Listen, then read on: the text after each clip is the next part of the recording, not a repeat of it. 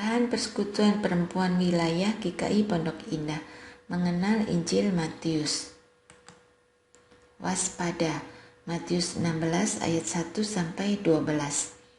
Kemudian datanglah orang-orang Farisi dan Saduki hendak mencobai Yesus. Mereka meminta supaya ia memperlihatkan suatu tanda dari surga kepada mereka.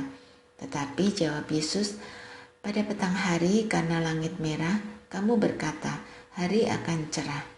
Dan pada pagi hari karena langit merah dan redup, kamu berkata, hari buruk.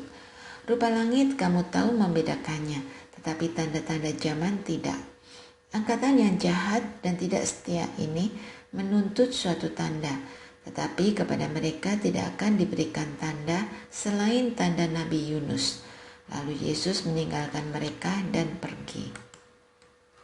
Pada waktu murid-murid Yesus menyeberang danau, mereka lupa membawa roti. Yesus berkata kepada mereka, berjaga-jagalah dan waspadalah terhadap ragi orang Farisi dan Saduki.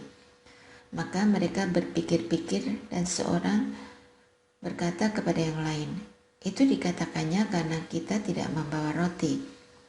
Dan ketika Yesus mengetahui apa yang mereka pertimbangkan, ia berkata, mengapa kamu memperbincangkan soal tidak ada roti? Hai orang-orang yang kurang percaya, belum juga kamu mengerti. Tidak kamu ingat lagi akan 5 roti untuk 5.000 orang itu, dan berapa bakul roti kamu kumpulkan kemudian? Ataupun akan 7 roti untuk 4.000 orang itu, dan berapa bakul kamu kumpulkan kemudian? Bagaimana mungkin kamu tidak mengerti bahwa bukan roti yang kumaksudkan? Aku berkata kepadamu, waspadalah terhadap ragi orang Farisi dan Saduki. Ketika itu barulah mereka mengerti bahwa bukan maksudnya supaya mereka waspada terhadap ragi roti, melainkan terhadap ajaran orang Farisi dan Saduki. Di sepanjang pelayanan Yesus, perjumpaan Yesus dengan orang Farisi diwarnai ketegangan. Sulit bagi orang Farisi dan Saduki untuk menerima ajaran dan cara hidup Yesus. Cara Yesus mengkritik ajaran mereka semakin membuat hubungan ini memanas. Pada 2 perikop ini, secara panjang Yesus bercerita tentang Farisi dan Saduki yang mengeraskan hati untuk mengenal dan menerima penggenapan firman dalam diri Yesus. Itulah sebabnya Yesus mengatakan bahwa mereka tahu membedakan langit tapi tidak mampu membedakan tanda-tanda zaman. Tanda-tanda yang dinyatakan dan dipenuhi dalam diri Yesus. Yesus melanjutkan soal ragi Farisi dan Saduki. Yesus secara terus terang mengatakan agar para murid berhati-hati pada ajaran Farisi dan Saduki. Mengapa mereka perlu berhati-hati? Kebencian Farisi dan Saduki kepada Yesus sampai di titik tidak lagi mampu melihat hal yang baik dan benar dinyatakan. Mereka lebih menganggap diri benar dengan ajaran dan cara hidup mereka. Para murid perlu waspada agar mereka tidak terpengaruh. Ketika mereka terpengaruh dengan ajaran Farisi dan Saduki, maka mereka tidak dapat melakukan tugas perutusan yang akan Yesus percayakan kepada mereka.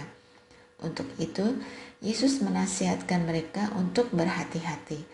Berhati-hati di sini adalah mengkritisi, tidak diterima begitu saja.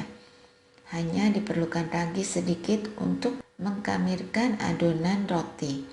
Ajaran yang salah akan mempengaruhi seluruh cara berpikir dan sikap kita. Sejauh mana kita bersikap menjadi mawas diri dan waspada terhadap rupa-rupa pengajaran?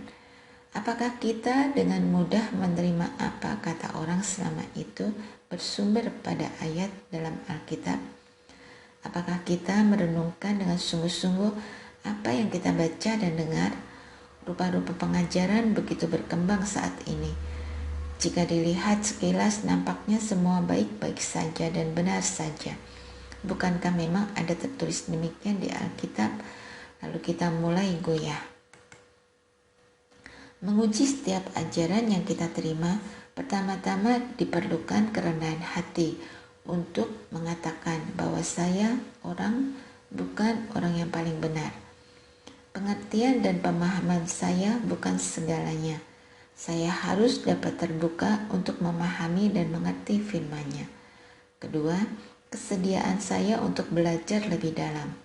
Ketiga, kesediaan saya untuk bertanya.